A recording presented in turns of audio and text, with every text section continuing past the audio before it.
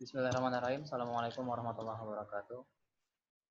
Di sini kami dari kelompok 9, mata kuliah proses industri kimia. Di sini kami akan menjelaskan tentang industri gula pasir. Sebelum masuk ke materi, kami ingin memperkenalkan anggota kelompok kami. Yang pertama ada Khalifah Nur Hidayanti, lalu kedua ada saya sendiri, Firas Ausaf, dan ketiga adalah Muhammad Abdul Aziz. Oke, masuk ke metode pengolahan yang akan dijelaskan oleh Khalifah. Silahkan. Yang pertama, proses reaksi pembentukan produk, metode pengolahan pada proses industri gula. Dalam metode pemurnian terdapat 3 metode, yaitu yang pertama deifikasi, merupakan pemurnian yang hanya dengan menggunakan kapur tohor CaO dalam bentuk larutan CaOH2. Yang kedua, metode sulfitasi, yaitu metode permurnian hanya dengan menggunakan kapur CaO dan belerang dan direaksikan dengan nira kotor. Yang ketiga adalah metode karbonatasi, yaitu metode yang pemurniannya hanya dengan menggunakan kapur dan gas karbon dioksida yang dihasilkan dari reaksi proses pembakaran batu pur. Hasil dari reaksinya yang pertama yaitu CaCO3CaO plus CO2 dalam fase gas. Yang kedua, CaO CaOH2 plus gas. Yang terakhir, CaOH2 dan CO2 direaksikan dengan nira kotor.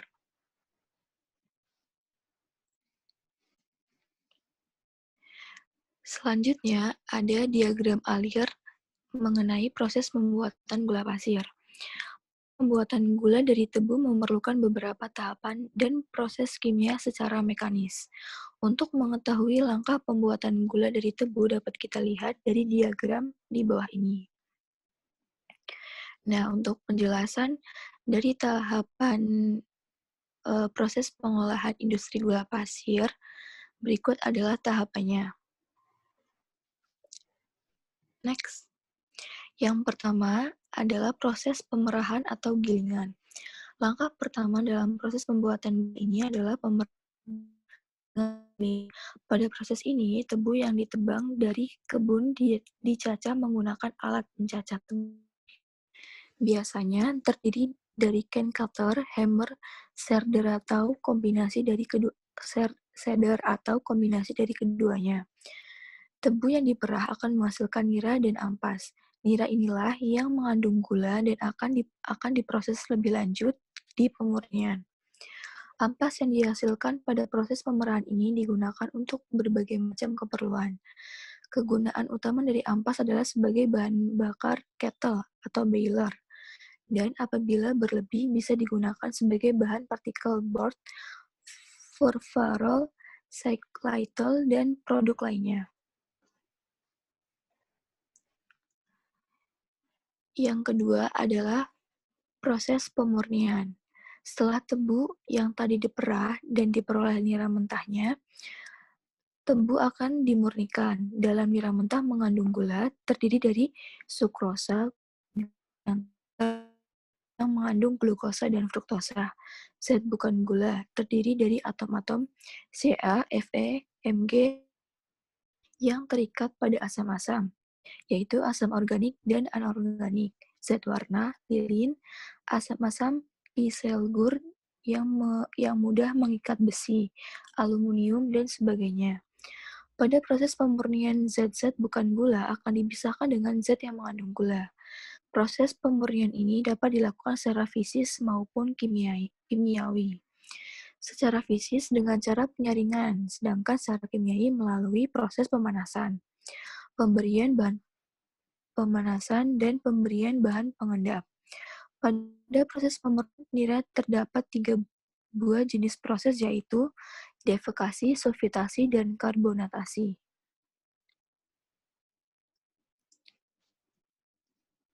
Next. Yang ketiga adalah proses penguapan. Pada proses ini dilakukan dalam bejana evaporator. agar nira dengan tujuan agar penguapan niranya jernih. Pada proses penguapan menggunakan multiple efek evaporator dengan kondisi vakum. Penggunaan multiple efek evaporator dengan pertimbangan untuk menghemat penggunaan uap. Sistem multiple efek evaporator terdiri dari 3 buah evaporator atau lebih yang dipasang secara seri. Di pabrik gula biasanya menggunakan 4 atau 5 quadruple buah evaporator. Pada proses penguapan air yang terkandung dalam nira akan diuapkan. Uap baru digunakan pada evaporator badan 1, sedangkan untuk penguapan pada evaporator badan selanjutnya menggunakan uap yang dihasilkan evaporator badan 1. Penguapan dilakukan pada kondisi vakum dengan pertimbangan untuk menurunkan titik-titik dari nira. Proses selanjutnya akan dibacakan oleh rekan saya, Firas. Oke, lanjut ke proses keempat, yaitu kristalisasi. Proses kristalisasi ini merupakan proses pembentukan kristal gula.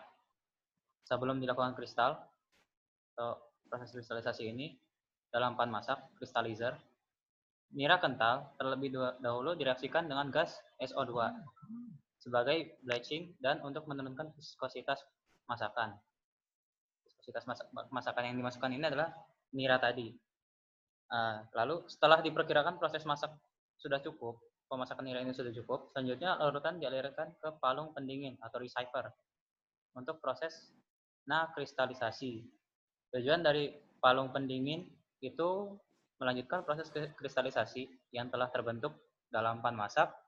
Dengan adanya pendinginan di palung pendingin dapat menyebabkan penurunan suhu masakan dan nilai kejenuhan naik hingga dapat mendorong menempelnya sukrosa pada kristal yang telah terbentuk. Untuk lebih menyempurnakan dalam proses kristalisasi, maka palung pendingin dilengkapi pengaduk agar dapat disirkulasi atau diaduk, dicampur. Lalu masuk ke proses yang kelima, yaitu pemisahan, centrifugal proses. Proses pemisahan kristal gula dari larutannya menggunakan alat sentrifugal atau putaran. Pada alat putaran ini terdapat saringan. Sistem kerjanya dari pemisahan ini dengan menggunakan gaya sentrifugal sehingga masakan diputar dan strop atau larutan akan tersaring dan kristal gula tertinggal dalam putaran. Pada proses ini dihasilkan gula kristal dan tetes. Gula kristal didinginkan dan dikeringkan untuk menurunkan kadar airnya. Tetes ditransfer ke tangki tetes untuk dijual. Lalu yang terakhir ada penyelesaian atau sugar handling. Proses gula setelah mengalami proses pengeringan dalam talang goyang ditampung terlebih dahulu ke dalam sugar bean. Selanjutnya dilakukan pengemasan atau pengepakan produk dari gula tersebut. Ya, lalu masuk ke proyeksi kapasitas pabrik di sini. Yang akan dibahas di sini ada tabel data, perhitungan, sama grafik. Masuk ke yang pertama yaitu tabel data. Di sini data-data di sini merupakan data-data yang telah kami ambil dari beberapa lampiran di internet. Dari data impor ini kami ambil dari dari BSP, lalu ekspor juga diambil dari sana. Kemudian data produksi diambil dari Google yang kita cari di searching di alat pencarian tersebut, serta data konsumsi juga. Lalu produksi di tebu di Indonesia ini, karena tebu merupakan salah satu bahan untuk membuat gula. Sumber yang kita dapetin di sini adalah dari PT Citra Cindiki Indonesia. Seperti yang bisa kalian lihat di sini, besar impor, besar data ekspor, besar data produksi, serta konsumsi juga sudah tercantum di sini. Produksi tebu juga demikian, sudah tercantum pada tabel di sini. Kemudian kita akan lanjut ke perhitungannya. Perhitungan yang di sini, yang pertama yaitu adalah proyeksi kebutuhan gula. proyeksi kebutuhan gula ini ada supply dan demand. Supply itu merupakan penjumlahan antara impor dengan produksi. Sehingga hasilnya akan mendapat seperti ini. Lalu untuk demand-nya merupakan penjumlahan antara ini dengan ini. Sehingga didapatkan hasil seperti ini. Oke. Lalu di sini yang kami tulis di sini gula. Ini merupakan massa molekul relatif dari gula ini. C12H22O11. Dengan ketersediaan gula kemungkinan adalah ini. Karena tebu yang diproduksi per tahun tadi adalah segini. Oke. Terus kita lanjut ke grafiknya. Di sini grafik ini ditampilkan merupakan grafik dari data tabel yang telah disajikan tadi. Ini grafiknya, bisa dilihat sendiri. Nah, untuk persamaan di perhitungan tadi merupakan persamaan dari grafik-grafik yang di sini. Sehingga untuk mencari nilai impor yang tadi menggunakan persamaan Y yang ada di grafik ini. Oke, terus kita lanjut ke studi literatur MSDS. Data dari studi literatur ini saya dapatkan dari salah satu lampiran laporan kerja praktek PT Polari Limu Nusa Inti. Tuh. Nah, yang saya dapatkan dari lampiran tersebut pertama adalah keamanan dari gula tersebut, terus ada potensi kebakaran gula, dan yang terakhir adalah reaksi yang akan terjadi pada gula tersebut. Masuk ke yang pertama, keamanan. Untuk pernafasan, gula tidak berbahaya gangguan debu, kecuali pada konsentrasi yang tinggi. Gula dapat menyebabkan batuk dan iritasi sistem pernafasan. Kemudian ada pencernaan. Konsumsi gula dalam jumlah yang berlebihan bisa mengakibatkan gangguan lambung atau bahkan diabetes. Lalu ada kontak dengan mata.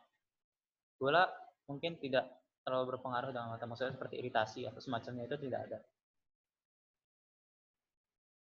Masuk ke kulit, kontak dengan kulit, gula tidak berpengaruh dengan apa-apa dengan kulit. Bahkan sebaliknya bisa menyebabkan kelebihan. Seperti nanti akan dijelaskan di manfaat dari gula tadi nanti terakhir. Lalu yang terakhir ada kontak dengan organ lain, tidak ada sama sekali pengaruhnya ya. Masuk ke potensi terbakar,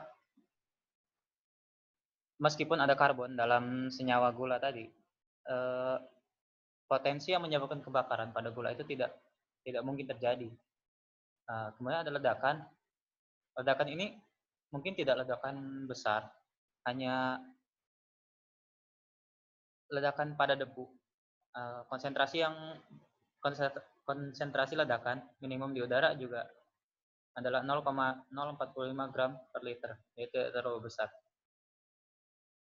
Lalu ada media pemadamnya. Di sini media pemadam apabila terjadi kebakaran oleh gula, yaitu menggunakan semua benda yang mungkin dapat digunakan untuk memadamkan api, walaupun potensi kebakarannya sangat kecil. Masuk ke reaktivitas, kestabilan dari gula ini cukup stabil.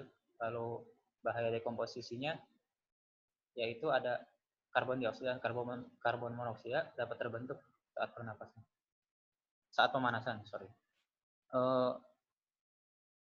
Hal ini merupakan salah satu bahaya ketika sudah terjadi dekomposisi, karena bisa dapat menyebabkan radang pada pernapasan, bahkan mungkin kematian untuk manusia. Oke, terus lanjut ke bahaya polimerisasi. Itu tidak mungkin terjadi pada gula. Ketidakcocokan gula yaitu pada bahan oksidator, asam sulfat, dan asam nitrat, serta bahan asam yang lainnya.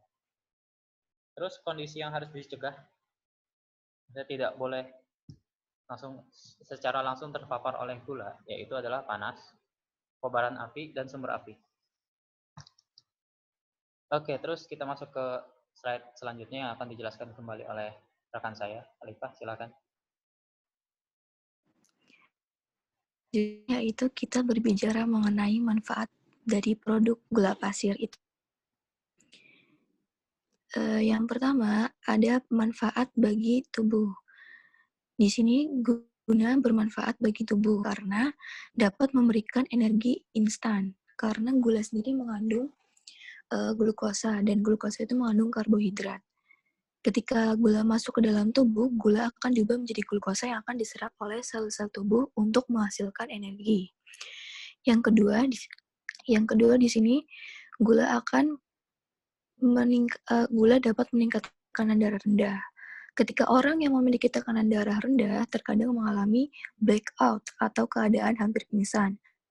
Jika orang tersebut mengonsumsi gula dengan jumlah yang cukup besar, maka tekanan darahnya akan naik. Dapat membuat otak berfungsi dengan baik. Blackout yang terjadi karena pasokan gula ke otak akan terputus, sehingga otak itu tidak berfungsi dengan baik tanpa adanya kadar gula yang masuk ke dalam tubuh. Yang keempat adalah mengatasi depresi. Gula buat instan untuk depresi karena membuat kita menjadi lebih merasa senang.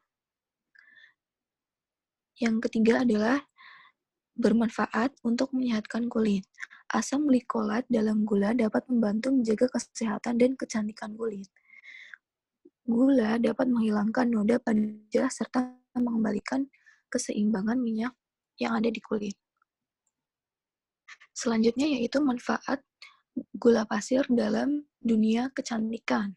Di sini gula juga dapat banyak digunakan oleh terutama khususnya wanita yang ingin mempercantik dirinya, karena yang pertama gula itu dapat digunakan sebagai scrub tubuh. Scrub tubuh yang terbuat dari gula ini akan membantu mengangkat sel kulit mati secara alami. Proses eksfoliasi ini akan menghilangkan noda di kulit tanpa menyumbat pori-pori, sekaligus membalikan keseimbangan minyak di kulit. Yang kedua, gula pasir seringkali kita gunakan sebagai scrub bibir karena dapat mengatasi bibir yang kering. Jika bibir kita kering,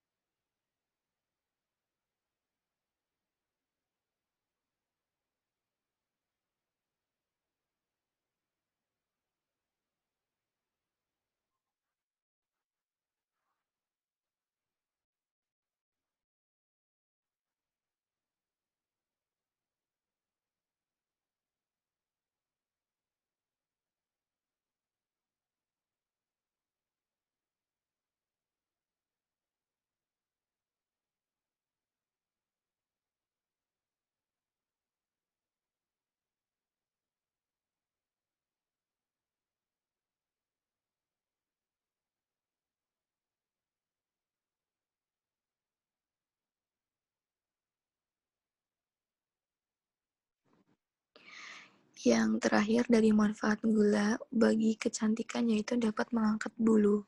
Di sini kita biasa menggunakan gula pasir sebagai media untuk melakukan waxing bulu-bulu yang ada di tubuh kita. Kita bisa menggunakan gula yang dipanaskan bentuk sebuah karamel untuk kita jadikan sebagai waxing, mencabut bulu-bulu yang ada rambut yang ada di tubuh kita. Sekian presentasi dari kelompok kami bermanfaat.